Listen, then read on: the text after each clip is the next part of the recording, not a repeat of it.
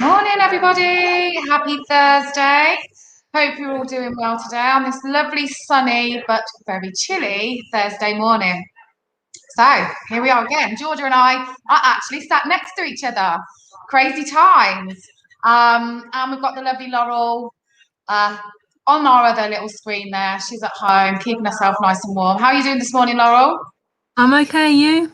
Yeah, not bad, thank you. Feeling a bit chilly. It's cold, isn't it? Yeah. Yeah. And how are you this morning, Georgia? Doing good. Yeah, it's a bit chilly. I think we're all like a little bit tired, a little bit maybe cloudy to a certain extent.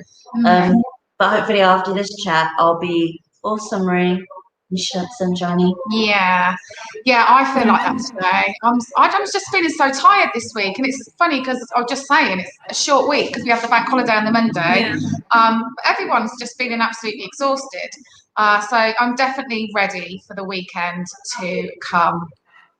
Right then, ladies.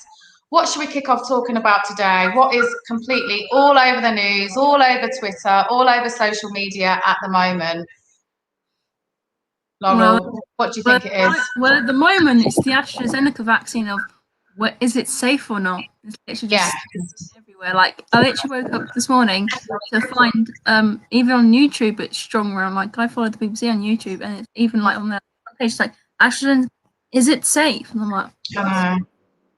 So I was watching something last night, and obviously this whole talk about the AstraZeneca vaccine, and they're now saying that anyone under 30 who is of good health is not going to be given the AstraZeneca because there's this high risk chance, very low risk, but there's this chance of blood clots. And so what I was either reading or watching last night, apparently out of 20 million doses, 19 people have died after getting severe blood clots. Now, I mean, I'm no mathematician. I can't work that out as a percentage, but that's a very, very small amount, isn't it?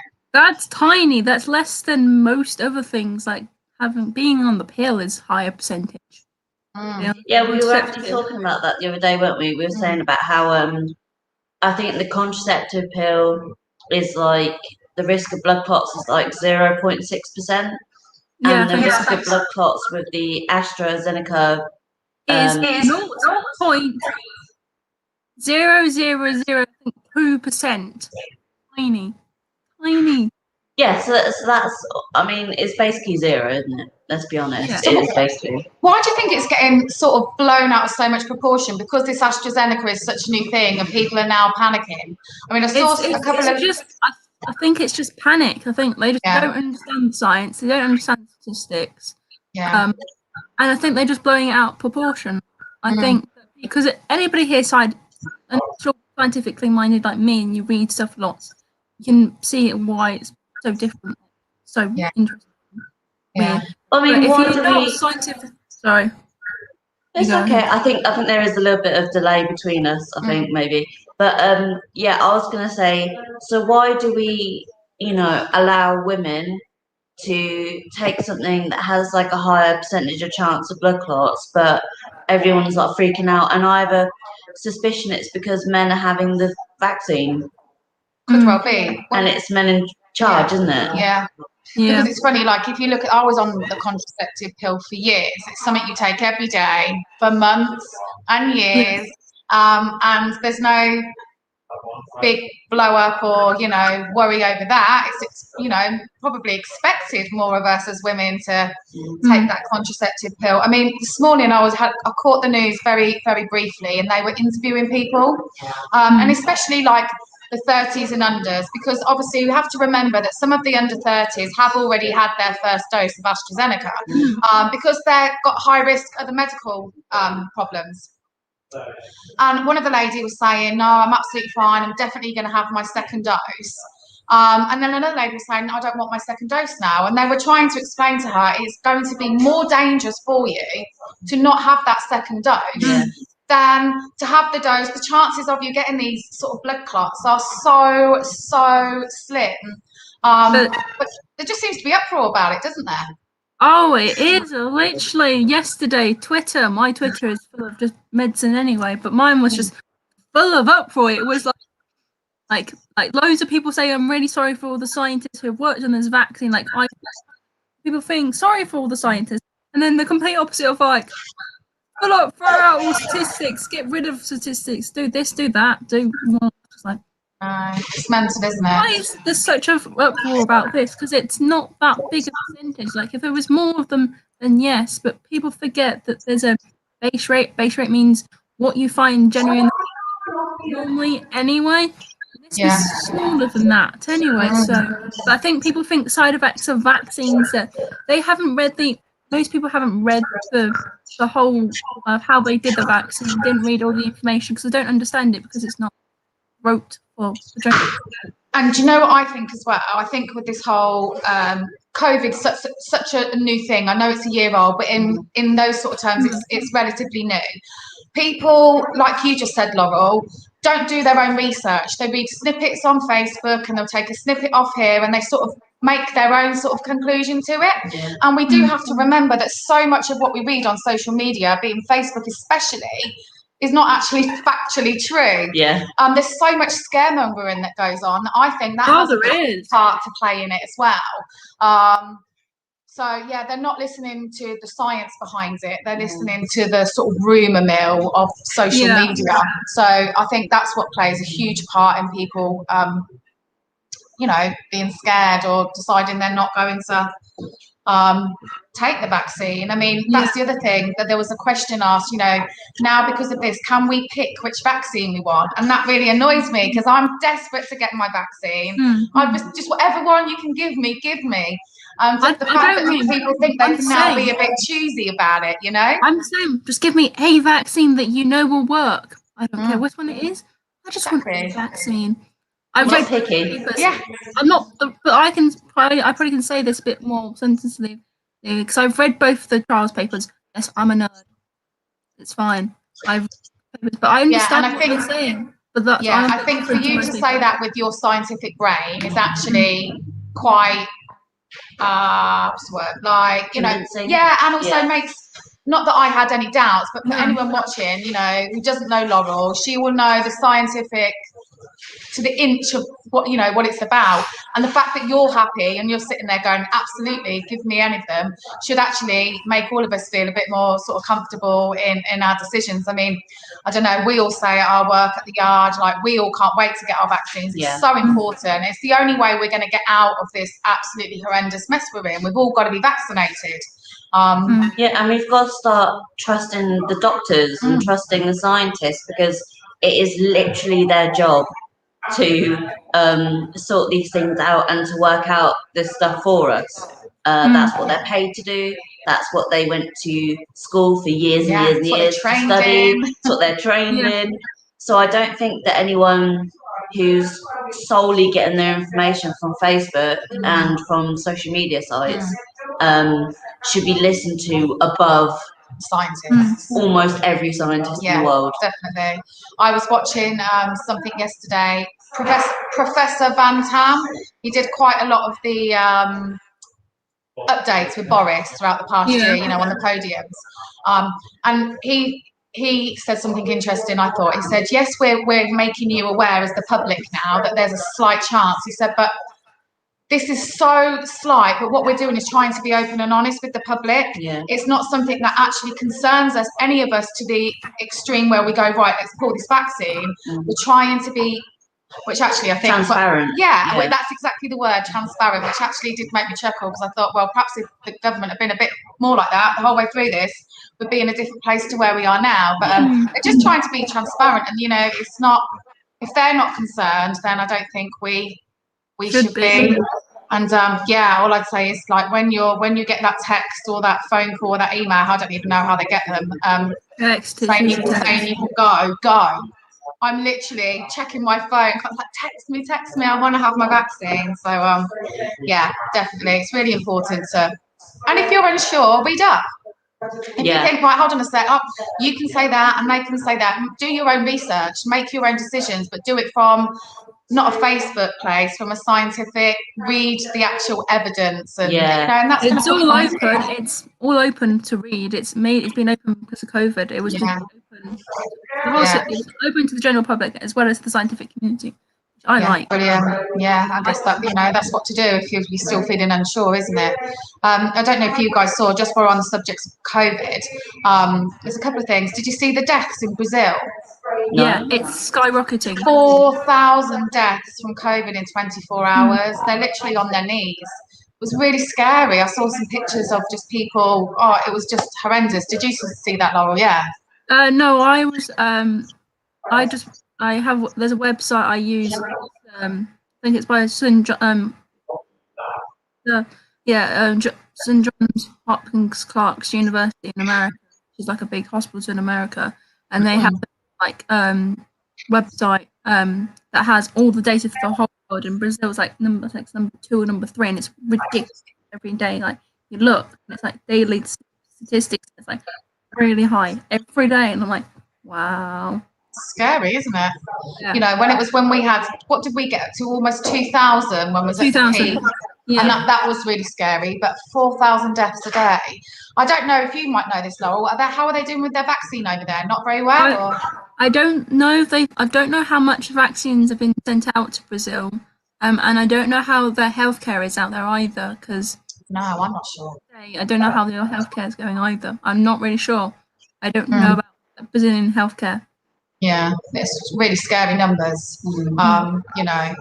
Makes me feel grateful that we've managed to get our numbers down, because when we were at about 2,000, I was scared. It was a really scary time, wasn't it? Yeah, sure. And then I was reading on the news this morning. So our NHS, well, they call it the NHS track and trace. It's not actually NHS. It's not NHS track and trace. No, that's what they call it. So they're changing that. So I was just telling Georgia about it before we came on live. So they're saying now from Monday, as soon as hospitality opens, every single person who goes into any hospitality venue has to scan in for track and trace. Now before, it just had to be the lead member of the party. So one of your party would scan in and it'd be job done.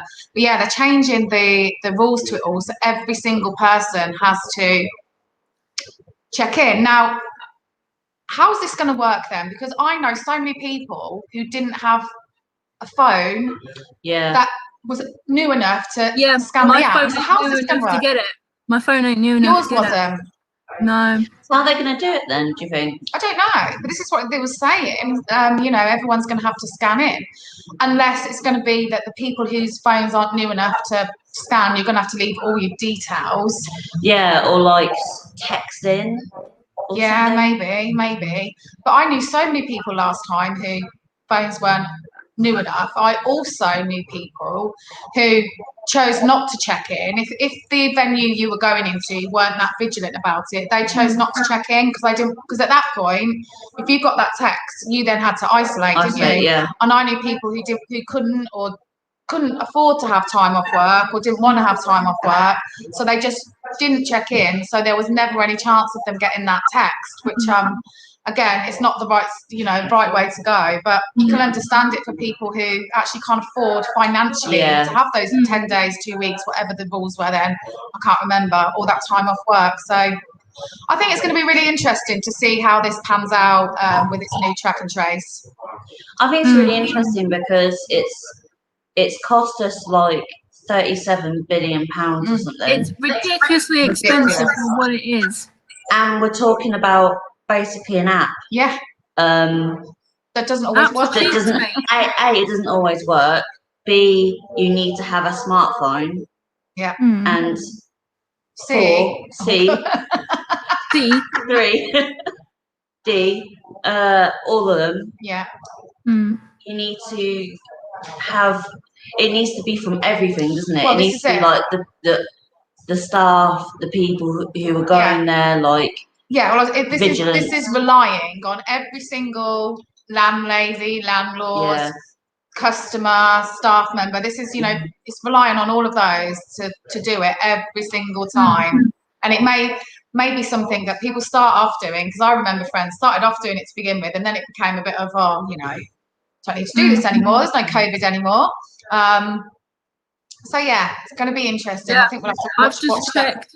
I've just checked my Play Store and it doesn't even come up for me. So really? I wouldn't install it if I wanted to.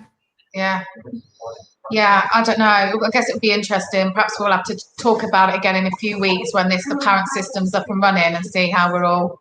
I'm sure we'll start to hear things about it in the news, won't But we? the weird thing is, I don't know why it costs them so much money, because app development isn't that. It's not like do. Like, I know people that are doing it. It's not that well. I don't really know in real life, but I've heard about. Yeah, I know what you mean. And the code is like not very long. It's like code can be long, but the application doesn't take much money, so I don't know why it's.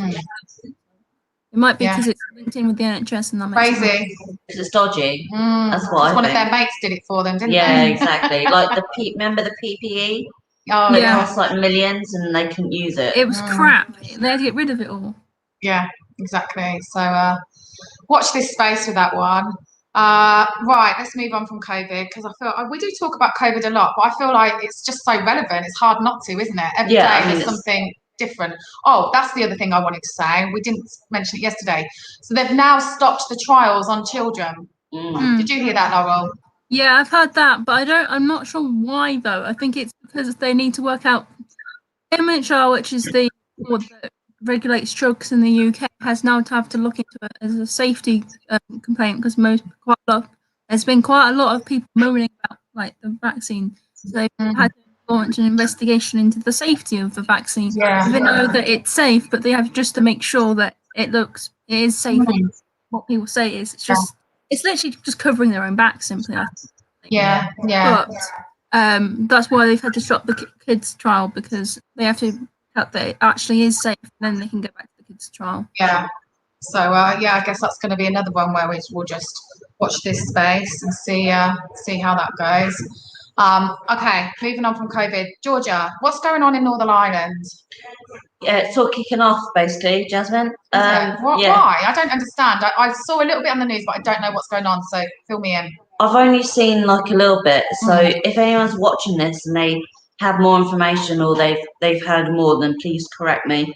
But I believe part of it is because there was a funeral in November and people attended this funeral and people are like annoyed that the police didn't crack down on it hard enough. Because of COVID rules? Because of COVID rules, yeah. Right. But then other people are saying that it's because of like Brexit and that there has been like a border that's been sort of created, even though they said that there wasn't going to be a border. Oh. So they feel like it's a betrayal. Right. So now there's... So are they actually attacking the police? Or is it people attacking each other? A bit from column A, a bit from column B. It seems like it's a little bit of both to a certain degree. I've seen like young people attacking like buses and that. Oh yeah, I've just had a quick look online. It's saying about quite a lot of police officers have been injured, and it's like petrol bombs, and it's obviously very, very violent. Yeah. And has that been going on for a couple of days now? Yeah, I think it's been an ongoing thing, but for some reason our like news hasn't really been covering it in the same. Do you think that's because we've been too busy talking about the AstraZeneca? I think it might be because of like our government, because of the whole Brexit thing, right? Because this is basically because of our government. And because of the deals and because of all that. So they're trying to sort of brush it under the carpet. Yeah, because they don't want it then to be any blame proportion to our government. Yeah, exactly. Because if like the Irish basically turn around and say, well, if our government hadn't messed up Brexit in general, but if they hadn't messed up like the trade deals and all this kind of stuff, then this wouldn't have happened and so on and so forth. Then I think that they're just basically trying to be like, yeah, it's really bad what's happening in Northern Ireland, but we have no like culpability, like it's not because of us. Yeah. Oh, so they're sort of trying to keep it a bit on the down low. That's what I'm. Oh, it's scary, isn't it? By some of the pictures that I've just had a quick look at and what's going on there, it's really scary. You all right, Laurel? You back with us? Yeah. Yeah, my dad was like, we wanted to have a conversation with him. I said, Dad, I'm online. So I'm talking about the bombs in Ireland, Dad. Oh yeah, so yeah, maybe there'll be some more on the news today, tonight. I guess if it carries on, they can't not report about it, can they? No. Yeah, I mean, I'm surprised that I haven't heard more about it, like you know, on Facebook and things like that. But like we say, I think there might be a certain degree of trying to minimise what's going on. Yeah, like damage control. Yeah. Yeah. Oh, have you heard about this, Laurel? I have, and I have just quickly tweeted it, and it is coming up. It's literally people running around, people look scared. It just looks awful. Yeah, it does look very scary. It must be horrible, like if you live there and you're just like driving to work or whatever, and then there's like petrol bombs going off. Yeah, horrendous. That'd be terrifying. Yeah, I mean, you wouldn't want to leave your house, would you? No. No, really scary. Oh well, let's hope it gets resolved soon, and not too many people are injured or hurt, you know, because that's not what you want to see, and you know, it's not good for anyone, is it? We're talking that sort of level of violence.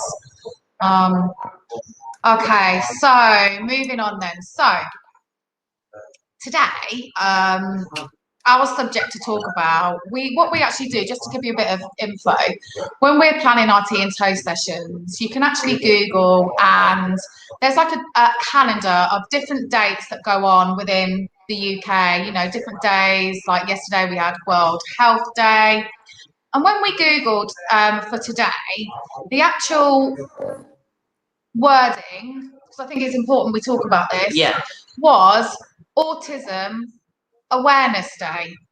Month. Autism Awareness Month. And then when us three spoke prior, you know, just having a little planning session about this, Laurel, who has autism, autistic, yes. Yeah, actually sort of said, can we not label it Autism Awareness Month? Because explain, Laurel. I think it's best coming from you because you're the one that. So the reason why I think that awareness needs to be dropped for acceptance is we've had this awareness month for quite a few years now, quite a long time now, and I think there is awareness of autistic who have autism around. So I think starting to have acceptance of autistic people needs to start happening, because people are now starting to be aware of autism, but they need to start accepting autism, being people that are being autistic as well. Yeah, definitely. Yeah, a really, really valid point.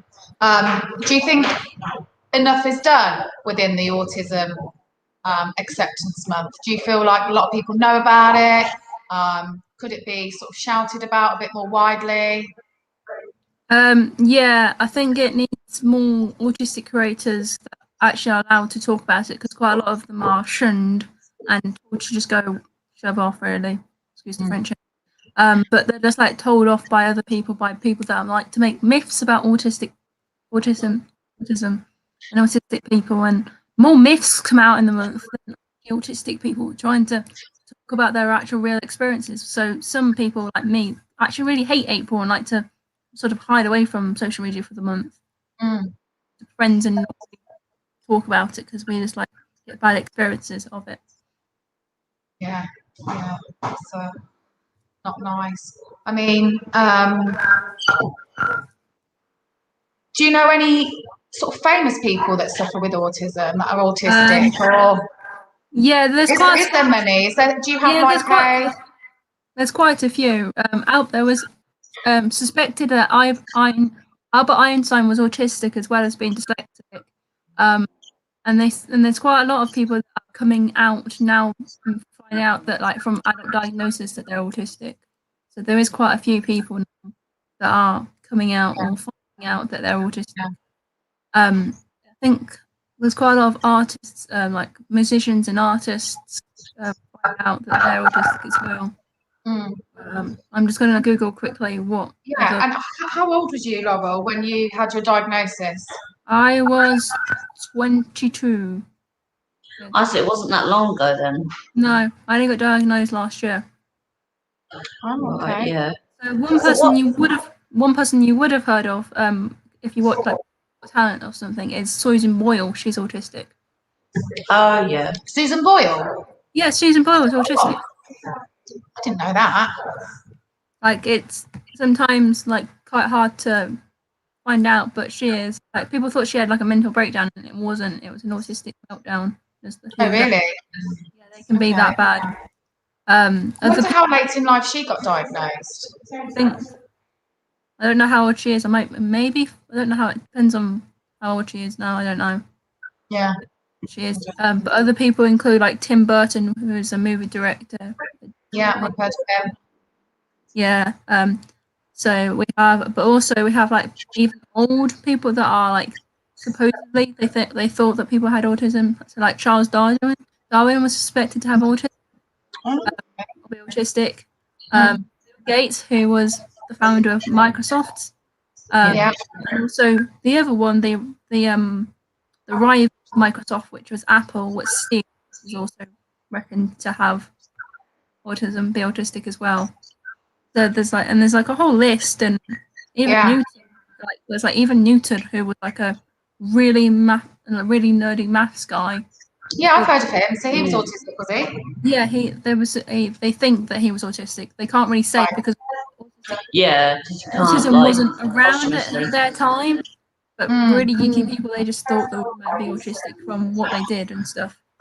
Yeah. Yeah, that's really cool. So when we've spoken about, I think I posted a link to, I can't remember what the charity, what it actually stands for, ASAN or ASAN. Yeah. And we were talking about how there's certain like charities or organisations that are controversial, so should we say? Yeah. So I don't know if you wanted to talk to us about that, because I think that's very important to speak about. Yeah, so there are some controversial groups. One big one is called Autism Speaks, which they like to, in this sort of month, call it Light It Up Blue for Autism, which most people in the autism community want to do the complete opposite and do Light Up Red instead. That's why I'm wearing a red hoodie. So this is the red jumper? Yeah, this is my red hoodie I'm wearing. Yeah. So the reason why people don't really like that group is because it's turned into sort of a hate group, unfortunately. So it's hate against who? Hate against the autistic people. They want to find a cure for them. Wow, really? Yes, they want to find a cure for something. Wow, that's really, really sad, isn't it? Yeah, and they will try really bad things to just try and cure people's autistic behaviour. What kind of things have they done, or like how did this come about? Like how did people kind of discover this? Well, autism started off as only a boys' condition. So back in like I think it's late 40s or early 50s. I can't really remember the dates because it's a bit out there for me.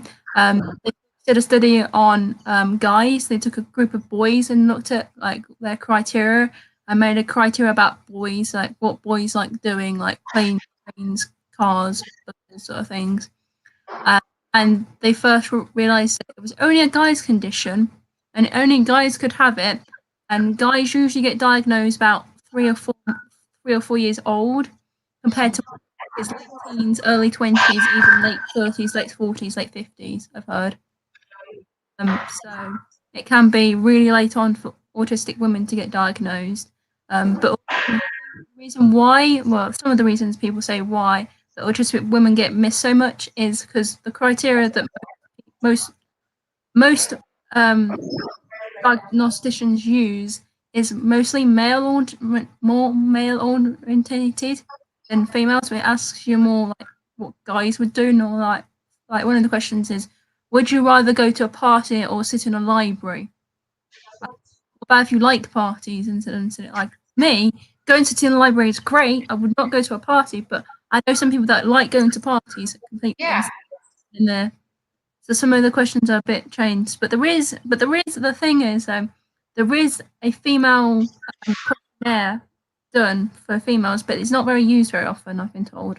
A few people that did it, and it's in the. I remember seeing a, and I don't know if you're able to give more insight into this, So I saw this thing about how when they talk about like traits that like autistic people have, like certain traits that are more common. Yeah. And then they were saying, but that's not a very good way of thinking about it. Instead, you should think about like a wheel Yeah. and have, like, say, social traits and like education and like all these different traits. And then Yeah. for each person who has autism, it will be very different. So it's not like a one size fits all, is it? It's more Yeah. like some people have some things, some people don't, some people have a completely opposite experience of their life with autism. Yeah. So there are there's traits, and there's some more common to guys and some more common to women. But there's like, it's not a linear spectrum. It could be up, down, up, down. It could be left, right. Like it's not really sort of it's not. But there are certain ones that are related to boys and girls. So Laurel, what Yeah. advice, if there was someone watching this morning and they perhaps suspected maybe themselves to be autistic, or perhaps their child, and perhaps they've already been to the doctors and they've been told, you know, because we know that it's very hard to get a diagnosis still in these days. I know. So what I know. advice would you give to someone watching? Because I think that's actually quite a common scenario. For people, you know, they don't just immediately, the doctor goes, oh yes, definitely, you know, it's you have to fight for it, don't you? Yeah. So what advice would you give to someone watching who's perhaps in that situation? I would probably say try and make a list, like get like an Excel spreadsheet and like list like all the traits you have, and then on the other side how they affect you in your daily living, because then you can't really argue about it. And if you have like so many, I had like 40 odd and end up by 40. So all they need is a few, but you need enough to get to a referral, and then they will like go through it. You like get through the process. But so basically, you need to keep going back to your doctor until they then give you a referral to the hospital, and that's then when you see a more specialised doctor to get your diagnosis. Is that right? The waiting time is about 2 years usually, but because of COVID, it might be longer now. So yeah, years is now the average. It's not easy, is it? It's No, not. I mean, I think every single person I've met who's autistic has really struggled to get their diagnosis, and it's such a shame because it's actually a life-changing diagnosis for them, isn't it? Like we spoke before, Laurel. Do you remember when you used to get told off if you were like swinging on your chair or little bits and bobs? You know, going through your education, being autistic but not having that diagnosis and being labelled as the sort of naughty kid. It's really hard, and it's, by the sounds of it, I'd say, I don't know, a good over half, I don't know, 50% of people I've spoken to or read about or know have had that same struggle. So it seems to be a common sort of running theme, doesn't it? That, you know, you all really find it hard to get that support and that diagnosis that you need. Yeah, it is. Are there any charities that you know of, Laurel, who you would suggest or you would recommend for people if they want to learn more? I would recommend ASAM, which I can't remember what it stands for, because they're quite good. But some people like to say the National Autistic Society is good, but I don't really like it. I'm not a big fan for. ASAM stands for Autistic Self-Advocacy Network. So it's quite good for a charity. And it's not based in just trying to find a cure for something that's neurological. It's not really something. It's not something you can fix if it's neurological, mostly. Yeah, sounds like a real struggle, but luckily you've got your diagnosis. You now have that support in place, don't you? And you're about to apply for some jobs soon, aren't you? Yeah. So even Laurel, she's done so amazing. I hope she doesn't mind me saying, but she went to university, she did her degree, she's volunteering for the yard, and now she's actually starting to apply for her first jobs ever. Now, that just goes to show you being autistic doesn't have to limit you. And you've worked really, really hard, haven't you, Laurel? Yeah. And what did you do at uni? Just quickly tell people, because it's amazing. I did a human bioscience degree. Yeah, that. Amazing. You've done so well. And I think you should be really, really proud of yourself. And now we're just all rooting for her to get this job, and she'll be amazing. Whatever she does, she'll be amazing. Thanks for sharing that this morning, Laurel. It's just, I think it's something when we do these teens hosts, autism is going to be something that comes up more often. Yeah. And I think it does need to be spoken about more often because, for example, I didn't realise that perhaps I could offend the autistic society in that, saying autism awareness, and it's only from speaking to you, Laurel, that I now know that. We're constantly teaching each other and learning, aren't we? And that's really important. So yeah, thank you for that. And I'm sure you'll have to, when you've had your interviews, you'll have to let people know on here how it went, and because I think you're going to smash it. So well done, you. Right then, ladies, I think that brings us to the end of our little tea and toast this morning. Just a little short and sweet one down in the yard. We've still got to get our sitting situation better. Yeah. I'm all hunched over. I'm getting backache. I'll have to be off work sick next week with a bad back if I carry on like this. So yeah, a little bit shorter this morning, but hope you enjoyed it all the same. So Thursday today, afternoon this afternoon with Sophia. Yeah, afternoon this afternoon with Sophia, and then we have Steve should be playing his games at 12. Game in at 12. So yeah, head on over to Twitch at 12 and watch Steve play for the King. Yeah, wow. I have no idea what that is. It's like D&D, but different. I don't know what D&D means. D&D is a game where you use dice and you can make your own fantasy land. You know I'm not a gamer. That's over my head. D&D, never heard of it. So Dungeons and Dragons. I know now. I'll try and remember, but I didn't have a blooming clue. But yeah, and if not, have a lovely weekend. Friday tomorrow, end of the week, and so next week we are going to actually be here all week. Crazy times. Yeah, we've won the roadmap now. We're back into the building. Lots of different things going on. But although we will be running our building, our sessions in the building, we're still streaming everything live online for you guys to watch because it's not quite safe enough yet to have everyone come down. So we're still going to do this element of it online so you guys can join in. So don't forget, if you fancy joining us in one of our Tea and Toast sessions online, you can email us at theyard@communitycourtyard.org. You can message us on any of our social media, or just comment below and we'll get in touch with you. So have a great day, everyone. Take care, and I'll see you all soon. Bye. Bye.